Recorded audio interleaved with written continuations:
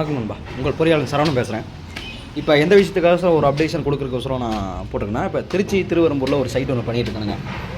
அந்த இடத்துல மொத்தமாக ஒரு 21 சதுரத்துக்கு 27க்கு 71 அப்படிங்கிற சைஸில் ஒரு இது ஒன்று ஏஏசி கன்ஸ்ட்ரக்ஷன் ஒன்று பண்ணிகிட்ருக்கோம்.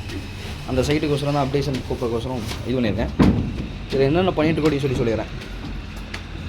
மொத்தம் பார்த்திங்கன்னா இதோட சைஸ் கரெக்டாக 27க்கு 71 அப்படிங்கிற சைஸில் டோட்டலாக A to Z எல்லாமே ஏஏசி ப்ரொஃபைல் தான் நம்ம வந்து இது பண்ணுறோம். இதில் வந்து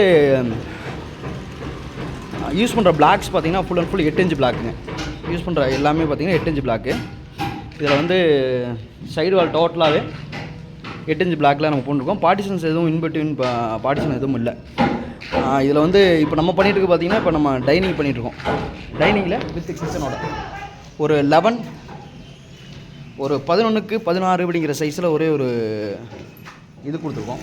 அதாவது கிச்சனோட யூஸ்க்கோசரம் கொடுத்துருக்கோம். அதில் பார்த்திங்கன்னா ஒரு ஸ்டோருக்கு வந்து மேலே ஒரு ப்ரொவிஷன்ஸோட ஒரு இதுவும் ப்ளஸ் வந்து கிச்சனோட இது வந்து பார்த்திங்கன்னா மொத்தமாக 2000 அடி அப்படிங்கிற வித்தில் 16 அடிக்கு மொத்தமாக பார்த்திங்கன்னா நம்ம இது ப்ரொவைட் பண்ணிக்கோங்க. ஸ்லாம்ப் இப்போ தான் போட்டுட்ருக்காங்க, சென்ட்ரிங் பண்ணிட்டுருக்காங்க. இந்த room full and full close ஆகிரும். மேலே வித் லாஃப்டோட ஒரு எல் சைடு லாஃப்டோட நம்ம வந்து மொத்தமாக கொடுக்க போதுங்க. இதில் பார்த்தீங்கன்னா விண்டோவோட சைஸ் பார்த்தீங்கன்னா ஸ்டாண்டர்டாக நான் ஒரே ஒரு சைஸ் மட்டும் மெயின்டைன் பண்ணியிருக்கேன். என்னென்னா 4x4 அப்படிங்கிற சைஸில் வந்து யூஸ் பண்ணி மெயின்டைன் பண்ணிட்டுருக்குங்க. எல்லாமே பார்த்தீங்கன்னா 4x4 அப்படிங்கிற சைஸில் தான் ஃபுல்லாக மெயின்டைன் பண்ணியிருக்கு. இதில் பேஸ்ட்டும் பிர்லாவோட பேஸ்ட் தான், இதுவும் வந்து பிர்லாவோட கல் தானுங்க. ஏன் மற்ற ப்ரொஃபைல் நான் யூஸ் பண்ணல அப்படின்னு சொல்லி அந்த பிராண்டை நான் மென்ஷன் பண்ண விரும்பல. ஏன்னா நான் கிட்டத்தட்ட பார்த்தீங்கன்னா இப்போ நான் கிட்டத்தட்ட ஒரு 6 இயர்ஸாக நான் ஃபுல் அண்ட் ஃபுல் ஏஏசி பொருத்தம் இந்த மாதிரி பிளாக்ஸ் மட்டும் தான் யூஸ் பண்ணி என்னோடய இதை நான் பண்ணிகிட்ருக்கேன். ஸோ என்னென்னா எனக்கு கம்ஃபர்டபுளாக கரெக்டான ஒரு இதில் குவாலிட்டி பேசிக்ஸில் ரொம்ப இதாக எந்த ஒரு இதுவுமே இல்லாமல் குவாலிட்டி வைஸில் எந்த ஒரு சின்ன காம்ப்ரமைஸும் கூட இல்லாமல் கரெக்டான ப்ரொஃபைலை வந்து பிர்லா இருக்குங்க. அதாவது பேஸ்ட்டோட டைமிங் ஆகட்டும், அட் த சேம் டைம் பார்த்திங்கன்னா பேஸ்ட்டோட குவாலிட்டி, கல்லோட குவாலிட்டிங்க, கல்லோட டைமென்ஷனில். ஏன்னா இப்போ நாங்கள் ஒவ்வொரு விஷயம் பண்ணுறப்ப எங்களுக்கு என்னடா கல்லை பற்றி இந்த பிராண்டை மட்டும் பர்டிகுலராக சொல்கிறானே அப்படிங்கிற மாதிரி இது பண்ணாதீங்க. எனக்கு என்னென்னா ஒரே ஒரு சின்ன விஷயம். ஃபஸ்ட்டு என்னென்னா இப்போ வந்து கல் வந்து கன்ஸ்ட்ரக்ஷன் நான் பண்ணுறப்ப பிர்லாவோட ப்ரொஃபைல் நான் பண்ணுறப்ப பார்த்திங்கன்னா கல்லோட சைஸ் வந்து எப்போயுமே அலவன்ஸ் இருக்குங்க. அதாவது என்னென்னா 8 இன்ச்சுக்கு 8 இன்ச்சு அப்படிங்கிற மாதிரி சைஸ் வந்து அவங்க மென்ஷன் பண்ணியிருப்பாங்க. 8 இன்ச்சு பிளாக் அப்படிங்கிறது கரெக்டாக இது பண்ணி சொல்லணும்னா இந்த பிளாக் வந்து கரெக்டாக 8க்கு 8 அப்படிங்கிற சைஸில் கரெக்டாக மென்ஷன் பண்ணுறாங்க. லென்த் வந்து ஸ்டாண்டர்டாக வந்து 2 அடி தான், அதில் எந்த ஒரு இதுவுமே இல்லை. பட் என்னென்னா அதில் என்னப்போ அலவன்ஸ் இருக்குது அப்படிங்கிற மாதிரி நீங்கள் கேட்டிங்கன்னா, பட் என்னென்னா 8 இன்ச்சில் டைமென்ஷன் வந்து நம்ம அடுத்தடுத்த கல்லை நம்ம கன்ஸ்ட்ரக்ஷன் பண்ணிட்டு போகிறப்ப இந்த அடுத்த கல் வந்து டைமென்ஷன் பண்ணிட்டு போகிறப்ப நம்மளுக்கு வந்து கிட்டத்தட்ட என்ன சொல்கிறதுங்க, ஒரு ஸ்டெப்பாக வந்து ஒரு எம்எம் வந்து டிவியேஷன், ஒரு 2 mm 3 mm படிக்கிற மாதிரி டிவியேஷன் வந்துட்டே இருந்துச்சு. ஒவ்வொரு கல்லுலேயும் டிவியேஷன் நம்மளுக்கு காட்டிகிட்டு இருந்துச்சு, டைமென்ஷனில் காட்டிகிட்டு இருந்துச்சு சொன்னால் சில பிரான்ச்சில் என்னன்னா 8 இன்ச்சு அப்படிங்கிறது 8 இன்ச்சு, அடுத்து பார்த்திங்கன்னா 8 இன்ச்சு ஒரு நூல் அப்படிங்கிற கேப் இதெல்லாம் இருக்கும். அது 8 இன்ச்சை விட 2 mm 3 mm ஜாஸ்தி ஆகிட்டே போகும் அப்படிங்கிற மாதிரி பட்சத்தில் ஒவ்வொரு கல்லும் சைஸஸ் வந்து அன்வேரியேஷனில் இருக்குது. அப்படிங்கிற பட்சத்தில் என்ன ஆகும்னா நாங்கள் கட்டக்கூடிய இதில் மேலே கொண்டு போகிற இதில் வந்து வெர்டிகலாக கொண்டு போகிறப்ப எங்களுக்கு வந்து பர்டிகுலராக ப்ளம்பாம் வச்சு பார்க்குறப்ப, அதாவது தூக்குண்டு வச்சு பார்த்துறப்ப நாங்கள் வந்து ஸ்ட்ரைட்டான ஒரு பொசிஷனில் வராதுங்க. அதே நேரத்தில் என்னென்னா இது ஏன் இவ்வளோ பர்டிகுலராக இந்த கல்லை வந்து மெயின்டைன் பண்ணுற அப்படின்னு சொன்னால் ஒரே ஒரு ரீசன் தானுங்க. இந்த இடத்துல என்னென்னா உள்ளுக்குள்ளே யூஸ் பண்ணுற எல்லாமே பார்த்தீங்கன்னா ஜிப்சம் பிளாஸ்டிங் தான் யூஸ் பண்ணுறோம். அதாவது செர்வின் பிளாஸ்டர் இருக்குது இல்லைங்களா, அதுதான் யூஸ் பண்ண போகிறேன். ஸோ எனக்கு என்னென்னா கலவை நம்ம வந்து நார்மல் எம்சாண்டில் பிளாஸ்டிங் பண்ண போகிறோம்னா அந்த இடத்துல வந்து ப்ராப்ளம் இல்லைங்க. ஸோ என்னென்னா உள்ளுக்குள்ளே வந்து ஜிப்சம் பிளாஸ்டிங் பண்ண போகிறீங்க அப்படின்னு சொன்னால் கண்டிப்பாக வந்து என்னோடய ரெஃபரன்ஸ் பேஸில் நான் சொல்கிறேன் அப்படின்னு சொன்னால் பிர்லாவோட ப்ரொஃபைல் யூஸ் பண்ணிக்கலாமுங்க. ஷுவராக பிர்லாவோட ப்ரொஃபைல் யூஸ் பண்ணிக்கலாம். அதில் வந்து டைமென்ஷன் பெரிய அளவு சேஞ்சஸ் எல்லாம் எதுவும் இல்லைங்க. எல்லாத்துலேயும் அன்இவன் சைஸஸ் வரும், பட் கொஞ்சம் முன்னப்படம் இருக்கும். பட் இதில் கம்பேர் பண்ணுறப்ப நான் வந்து இப்போதைக்கு பார்த்திங்கன்னா நான் யூஸ் பண்ணியிருக்கிறது பார்த்திங்கன்னா பிர்லா இல்லாமல் ஒரு 5 வெரைட்டி வந்து நான் யூஸ் பண்ணியிருக்கேன். ஸோ என்னென்னா எனக்கு ரொம்ப கம்ஃபர்டபுளாக இருந்தது இந்த ப்ரொஃபைல் மட்டும்தான். ஸோ பேஸ்ட்டோட டைமிங் இன்னொன்று சொல்லிடுறேன். அந்த பேஸ்ட் ஏன் அதை மட்டும் யூஸ் பண்ணுறேன், ராம்கோவும் யூஸ் பண்ணுறாங்க. ராம்கோ வந்து டைமிங் வந்து கரெக்டாக தான் இருக்குது. என்னென்னா நம்மளுக்கு வந்து செட்டிங் டைம் வந்து 2 விஷயம் நமக்கு நம்ம நடக்கூடாதுங்க. போட்ட உடனும் செட் ஆகக்கூடாது. அதாவது நம்மளுக்கு வந்து அட்ஜஸ்ட் பண்ணுற டைம் இருக்குது. அதாவது கல்லை வச்சு ஒரு கல் வைக்கிறோம், அதுக்கு அடுத்த கல் மேலே கொண்டு அடுக்கிறோம், அதுக்கு அடுத்த கல் திரும்ப மேலே கொண்டு அடுக்கிறோம்னா அதுக்கான டைமிங் இருக்குங்க. கரெக்டாக பார்த்துட்டு அவங்க லெவல் விட்டு தூக்கிட்டு கரெக்டாக அட்ஜஸ்ட் பண்ணி கரெக்டாக வெர்டிக்கலாக வரணும். 2 சைடும் வந்து நம்மளுக்கு பார்க்கணுங்க. அந்த டைமிங் இருக்குது. அந்த டைமிங்க்கு மினிமம் பார்த்தீங்கன்னா ஒவ்வொரு கல்லுக்கு இண்டிவிஜுவலாக 5 நிமிஷம் டைமிங்னு வச்சுருங்களேன். அந்த 5 நிமிஷம் டைமிங்க்கு படிக்கிறது மெயின் இது வைக்கிறப்ப எண்டு டு எண்டு வைக்கிறப்ப கண்டிப்பாக 20 நிமிஷம் ஆயிரும். ஸோ அந்த டைமிங் வந்து கண்டிப்பாக வேணும். இன்னொன்று என்னென்னா அதே சேம் டைமில் ரொம்ப லாங் டைமும் எடுத்துக்கூடாதுங்க. செட்டிங் டைம் ரொம்ப லோவாக இருந்துச்சுலாம் பிரச்சனை. ஸோ என்னென்னா நம்மளுக்கு கரெக்டான டைமிங் ஒரு 22 நிமிஷம் வச்சுக்கலாம். அந்த 22 நிமிஷம் தான் இருக்கணும். அந்த டைமிங் வந்து கண்டிப்பாக இருந்தால் மட்டும்தான் கட்டுறக்கும் கரெக்டாக இருக்கும். ஏன்னா நம்ம 2 கல் அடிக்க கொண்டு போன பிறகு 3ஆவது கல் அடுக்கிற வரைக்கும் கீழ்கல் செட் ஆகலைன்னா அதுவும் ப்ராப்ளம் ஆகுங்க. ஸோ இது என்னென்னா அதுக்கேற்ற மாதிரி தான் அந்த டைமிங். ஏன் இதனால தான் வந்து பேஸ்ட்டும் சரி கல்லையும் சரி, ஏன்னா ஏசி சூஸ் பண்ணுறதே பார்த்திங்கன்னா கல்லுக்கு நம்ம வந்து செங்கலுக்கு யூஸ் பண்ணாமல் அதுக்கு மாற்றாக தான் நம்ம கல் யூஸ் பண்ணுறோம்.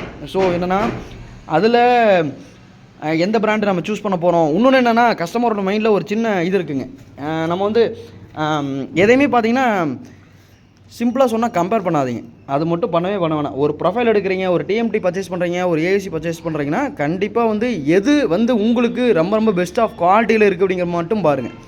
நீங்கள் வந்து போயிட்டு அதில் போயிட்டு இருக்கிறதுலே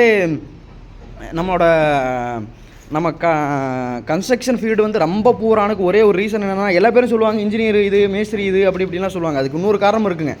நீங்கள் எதிர்பார்க்குறது மார்க்கெட் விலையில் ஒரு 200 ரூபா பொருளை 150 ரூபாய்க்கு எதிர்பார்க்குறது எந்த விதத்திலும் நியாயம் இல்லைங்க. அப்போ 150 ரூபாய்க்கு உங்களுக்கு பொருளை கொடுக்கணும்னா கண்டிப்பாக ஆஸ் இன்ஜினியராகவும் சரி ஆஸ் கொத்தனாராகவும் சரி, நான் எப்படி இருக்குன்னு எனக்கு தெரியாது. நான் வந்து பர்டிகுலராக பார்த்து நான் ஒரு இது பண்ணுறேன். எனக்கு பொறுத்தளவுக்கு நான் ஒரே ஒரு மென்டாலிட்டி தானுங்க. சிம்பிள் ஃபீல்டாக சொல்லணும்னா எனக்கு ஒத்து வந்தால் செய்வேன், இல்லைன்னா விட்டுருவேன். என்னை பொறுத்தளவுக்கு பார்த்தீங்கன்னா நான் வந்து இருக்கிற கரண்ட் ஃபீல்டில் இருக்கிற ரேட்டை விட 50 ரூபா சேர்த்தா வரும். நான் நிதானமாக செய்வேன், பொறுமையாக தான் செய்வேன். எனக்கு கரெக்டாக இருந்தால் மட்டும் தான் செய்வேன், இல்லைன்னா விளைவிக்குவேன். நான் வந்து ஒரு பட்ஜெட் வந்து 1001 ரேட்டுக்கு 1,90,000 வச்சுக்கலாம். அந்த 1,90,000 நான் இறங்கி வர மாட்டேன். 1,95,000 அப்படிங்கிற ரேட்டில் தான் செய்வேன். சில பேர் என்ன பண்ணுறாங்க அப்படின்னு சொன்னால் கஸ்டமர் மேலேயும் தப்பு இருக்குங்க. என்னென்னா இன்றைக்கி ரேட்டு 90,000 இருக்குன்னு வச்சுக்கலாம். 1,96,000 இருக்குன்னா 90,000 இருக்குன்னா அவங்க எதிர்பார்க்குறது இன்னுமே 1,70 நிற்கிறாங்க. நிறைய இது வந்து ஏன்னா இப்போ வந்து பார்த்திங்கன்னா ஒன்றுமே இல்லை. இப்போ 4 யூனிட்டோட எம்சாண்டோட விலை பார்த்திங்கன்னா இன்றைக்கி ரேட்டுக்கு நான் லாஸ்ட் இயர் பிஃபோருக்கு முன்னாடி பார்த்திங்கன்னா 4 யூனிட் சேர்த்து நான் கரூரில் நான் எடுத்திருக்க விலை பார்த்திங்கன்னா 10,000 ரூபா எடுத்துருக்கேனுங்க. 10,000 ரூபா. அப்போ ஒரு யூனிட் கணக்கு பார்த்தீங்கன்னா 2,500 ரூபாய்ங்க. 4 யூனிட் சேர்த்து 10 ரூபாய்க்கு எடுத்துருக்கோம். ஆனால் இன்றைக்கி விலை 3,750 ரூபாய்க்கு மேலே போய் நிற்குதுங்க. அப்படிங்கிற பட்சத்தில் சதுரத்துக்கு 1,700 அப்படிங்கிறது வந்து 1,70,000 அப்படிங்கிறது செய்கிறது வந்து ரொம்ப இம்பாசிபிளுங்க. அந்த ரேட்டுக்கு எதிர்பார்த்திங்கன்னா என்ன ஆகும்னு கேட்டிங்கன்னா நல்லா தெரிஞ்சுக்குங்க. ஒரே ஒரு விஷயம் நான் அட்வைஸாக சொல்கிறேன்னு நினைக்க வேண்டாம். இதில் என்னென்னா ஒரே ஒரு சின்ன விலை இருக்குங்க. என்னென்னா இப்போ பொருள் வந்து கொத்தனாருக்கு கூலி விட்டு கொடுக்க மாட்டாங்க. இன்னொன்று சென்ட்ரிங் பர்சன் மேன் பவர் எந்த இடத்துலையும் கூலியை தன்னோட கூலி விட்டு கொடுத்து செய்யவே முடியாது. ஆஸ் இன்ஜினியராக நாங்கள் அதை ப்ரொவைட் பண்ணி தான் ஆகணுங்க. கடைசியில் கொண்டு எங்கே கொண்டு கை வைக்கிற மாதிரி ஒரு சூழ்நிலை வரும்னா பொருள் மேலே கை வைக்கிற மாதிரி வரும். ஸோ என்னென்னா நீங்கள் வந்து உங்களோட பில்டிங்கோட தரத்தை நீங்களே குறைச்சிக்காதீங்க. இன்னொன்று ரொம்ப 1,650 ரூபாய்க்கு செய்கிறேன், 1,700 ரூபாய்க்கு செய்கிறேன், 1,400 ரூபாய்க்கு செய்கிறேன் அப்படின்லாம் ஒரு குறிப்பிட்ட பீப்புள்ஸ் வந்தால் பாசிபிளே இல்லைங்க. ஏன்னு கேட்டிங்கன்னா பொருளோட விலையே பார்த்தீங்கன்னா 1,100 ரூபா கிட்டத்தில் வந்து டச்சிங்கில் வந்துடுதுங்க. எல்லாமே சேர்த்து நான் சொல்கிறது வந்து எல்லா பொருளும் சேர்த்து டைல்ஸு, பெயிண்டிங்கு, டபுள் கோட்டிங் பெயிண்டிங்கோட சேர்த்து பட்டி இருக்க எல்லாமே சேர்த்துங்க. பொருளோட அடக்க விலையே பார்த்திங்கன்னா ஒரு பில்டிங்கான ஒரு சதுரடிக்கான விலை பார்த்திங்கன்னா 1,100 ரூபா வந்துடுது. அப்படிங்கிற பட்சத்தில் 1,650 ரூபாய்க்கு எப்படி செய்ய முடியும்? அதெல்லாம் பார்த்துக்குங்க. இது வந்து அண்ணன் எக்ஸ்ட்ரா கொடுத்துக்க நியூஸ் மாதிரி வச்சுக்கோங்க. இப்போ இந்த விலை இருக்குது இல்லைங்களா, இன்னொன்று ஏஐசி பிளாக்ஸ் வாங்குறப்ப மெயின் தாட்டு ஒரு மனசில் ஒரு விலை வச்சுக்கோங்க. நீங்கள் வந்து கம்பேர் பண்ணி வாங்க. ஒரு கல் வந்து 90 ரூபா சொல்கிறான், இன்னொரு கல் வந்து 87 ரூபா சொல்கிறான். அப்படிங்கிற பட்சத்தில் உங்களுக்கு மார்க்கெட் விலை வருது. எல்லாமே ஒயிட் அண்ட் கலராக இருக்குது. ஒரு எல்லாமே ஏஐசி பிளாக் தானே. ஆனால் அவன் சொல்கிற உங்களுக்கு சொல்கிற அந்த மார்க்கெட்டிங் பர்சன் இது என்னென்னா அவன் பொசிஷன் இருக்குங்க. அவன் பொசிஷன் என்னென்னா தனக்கு அந்த பொருள் வந்து விற்கணும். அப்படிங்கிற பட்சத்தில் அவன் நிற்கிற எந்த பிராண்டில் நிற்கிறானோ அந்த பிராண்டை வந்து எக்ஸல் படுத்தி சொல்லி அவன் மார்க்கெட்டிங் வெளியே தள்ளா மட்டும் தான் அவனுக்கான சேலரி இதாகுங்க, கிரெடிட் ஆகும். ஸோ என்னென்னா அவன் அந்த பிராண்டை விற்கிறதுக்கு மட்டும் தான் பார்ப்பான். உங்களுக்கு நீங்கள் கம்பேர் பண்ணி பார்க்குறப்ப யூஸ்டு ரிவ்யூ பாருங்கள், இல்லை கன்சல்டன்ட்கிட்ட பேசுங்க. ஒரு இன்ஜினியர்கிட்ட போய் கொஞ்சம் பேசி ஒரு இதில் பேசி சார் இதை கன்சல்ட் பண்ணுங்கள், உங்களுக்கு நியாயமாக என்ன கொடுக்கணுமோ அதை நான் கொடுக்குறேன், குறிப்பிட்ட பர்சன்டேஜ் கொடுக்குறேன்னு சொல்லிட்டு நிதானமாக வாங்கி இந்த கம்பி பெஸ்ட்டாக இருக்குமா சார்னு சொல்லி நீங்கள் கேளுங்க. கேட்டு பக்கத்துலேயே கன்சல்டன்ட்கிட்ட பேசி அவங்ககிட்ட என்ன இது தெளிவான பொருள் உங்களால் வாங்க. ஏன்னு கேட்டிங்கன்னா ஏன் வந்து நீங்கள் வந்து ப்ரிஸ்கிரிப்ஷன் இல்லாமல் ஒரு ஹாஸ்பிட்டலில் போய் ஒரு மெடிக்கலில் போய் நீங்கள் வந்து மாத்திரை வாங்க மாட்டீங்க? காரணம் இருக்குது. ஏன்னு கேட்டிங்கன்னா டாக்டர்கிட்ட தான் வாங்குவீங்க. ஏன்னு கேட்டால் அவன் ஆல்ரெடி பார்த்தீங்கன்னா நிறைய டிசீஸ்க்கான எக்ஸ்பீரியன்ஸ் அவனுக்குள்ளே இருக்கும். அவன் நிறைய விஷயத்த பார்த்துருப்பான். அவங்க உங்களுக்கு சஜெக்ஷன் கொடுக்குறது ரொம்ப பெஸ்ட்டான மெடிசனை தான் கொடுப்பாங்க. அதே மாதிரி தான் நீங்கள் வந்து கன்சல்டன்ட்டுக்கிட்டையும் சரி, இன்ஜினியரிங் சைடும் சரி, ஆர்கிடெக்ட் யாரோ ஒருத்தர்கிட்ட கன்சல்டண்ட்டாக வச்சுக்கிட்டு அவங்ககிட்ட எது பெஸ்ட்டாக இருக்கும் அப்படின்னு சொல்லி கன்சல்ட் பண்ணுங்கள். ஏன்னா அந்த மணி அப்படிங்கிறது நீங்கள் ஸ்பெண்ட் பண்ணுற மணி அந்த நீங்கள் கட்டமைக்கிற உங்கள் கட்டடத்தோட தரமுங்க. ஸோ அதில் உங்களுக்கு இன்னொருத்தனோட அட்வைஸும் சரி, கைடன்ஸும் சரி கண்டிப்பாக வேணுங்க. இது பண்ணாமல் உங்களால் பண்ணவே முடியாது. அப்படி சஜெக்ஷன் கொடுத்து நல்ல பெஸ்ட்டாக இருக்குன்னு சொல்லி சொன்னால் தாராளமாக எடுங்க, கண்டிப்பாக எடுங்க. எந்த ஒரு தப்புமே இல்லை. இன்னொன்று, எந்த விதத்துலையும் ஒரு பொருள் உருவத்தில் ரெண்டுமே ஒன்றா இருக்குது அப்படிங்கிறக்கோசரம் ரெண்டுமே ஒன்று தான் அப்படிங்கிற மாதிரிலாம் கம்பேர் பண்ணிக்கவே வேண்டாம். ஏன்னா உங்களுக்கு மார்க்கெட்டுக்குள்ளே நிறையா இது போயிட்டுருக்குங்க, கான்ட்ராஸ்டான நிறைய விஷயம் போயிட்டுருக்கு. இன்னொன்று ஸ்கேம் இதுவும் போயிட்டுருக்குங்க. நிறைய விஷயம் பார்த்திங்கன்னா ஆஸ் ஏ குவாலிட்டி பேசிக்ஸில் மேக்கப் மட்டும் பண்ணிவிட்டு உருவத்தை வந்து தரத்தில் வந்து அவங்க நிறைய விஷயம் கொடுக்குறதே இல்லை. ஏன்னா நான் ஸ்டார்டிங்கில் இனிஷியலாக நான் ஏஐசி பிளாக்கும் சரி, பொருத்தம் பிளாக்கும் எடுக்கிறப்பைங்க நிறைய அடிபட்டேன். ஏர்லி ஸ்டேஜில் நிறைய அடிபட்டேன். இன்னொன்று குவாலிட்டி எப்படி செக் பண்ணுறதுன்னு தெரியல, இன்னொன்று பிராண்டை எப்படி வெரிஃபை பண்ணுறதுன்னு தெரியல. இதெல்லாமே எனக்கு தெரியவே இல்லைங்க. ஸோ ஒரு பில்டிங் பண்ணுறப்ப எந்த விதத்துலையும் உங்களுக்கு குவாலிட்டியான தரமான ஒரு பொருள் வேணும் அப்படின்னு சொல்லி சொன்னால் கண்டிப்பாக வந்து ஒரு பெஸ்ட்டான பொருள் வேணும்னா ஒரு கன்சல்டன்ட் ஒரு கைட்லைனை யாராவது ஒருத்தர் மூலிமா எடுத்துக்குங்க. எடுத்தால் மட்டும்தான் ஒரு பெஸ்ட்டான பொருளை எடுக்க முடியும். இப்போ நான் இதை பற்றி நான் சொல்லிடுறேன். இப்போ இந்த பில்டிங்கை பற்றி சொல்லிடுறேன். இந்த பில்டிங்கில் நான் யூஸ் பண்ணுற ரா மெட்டீரியல் பற்றி மட்டும் சொல்லிடுறேன். நான் பிர்லா ப்ரொஃபைல் யூஸ் பண்ணுறேன். 8 இன்ச்சுக்கு 8 இன்ச்சு பிளாக் யூஸ் பண்ணுதுங்க. இதில் நம்ம யூஸ் பண்ணுறது பார்த்திங்கன்னா ஃபுல் அண்ட் ஃபுல் டைனிங்க்கு தேவைப்படுற எல்லாமே யூஸ் பண்ணியிருக்கோம். மொத்தமாக பார்த்திங்கன்னா ஒரு சீரீஸுக்கு மொத்தமாக 15 விண்டோஸ் வருதுங்க. மொத்தமாக ஒரு சீரீஸில் 7 விண்டோஸ், அதுக்கு ஆப்போசிட் டைரெக்ஷனில் ஒரு 7 விண்டோ யூஸ் பண்ணுறோம். இந்த சைடு பார்வைக்கு 2 விண்டோ கொடுக்குறோம். வித் சன்சைடோட எல்லாமே ப்ரொவைட் பண்ணிவிட்டுங்க. ரூஃபோட ஹைட்டு கீழேருந்து மேலே வரைக்கும் மொத்தம் பார்த்திங்கன்னா 10.8 அப்படிங்கிற 10.25 அடி நம்ம வந்து சீலிங் ஹைட்டு மொத்தமாக கொடுத்துருக்குங்க கீழேருந்து.